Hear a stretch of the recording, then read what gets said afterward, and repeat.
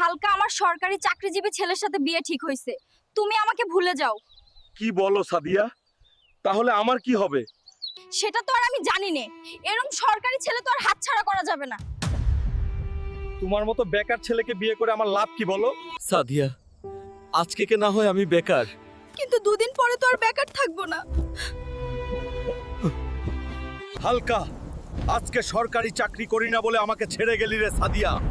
এর প্রতিশোধ আমি নিব 16 বছর পরে। চলো চলো, তোদের সেনা হতে হলে মন প্রাণ দিয়ে ঘাম ঝরাতে হবে। হালকা, তোমাকে সেনাবাহিনীতে স্বাগতম। তুমি এখন দেশের গর্ব। অসংখ্য ধন্যবাদ স্যার। সাদিয়া, আমি বেকার ছিলাম বলে আমাকে ছাইড়া গেছিলে, এখন আমি সেনাবাহিনীতে আছি, এখন তো আর ফিরাই দিতে পারবা না। আচ্ছা দাঁড়াও হালকা ভাই। ওহ সরি, মেয়ের জামাই, আমি রাজি, তোমার সাথেই আমার মেয়ের বিয়ে দিব।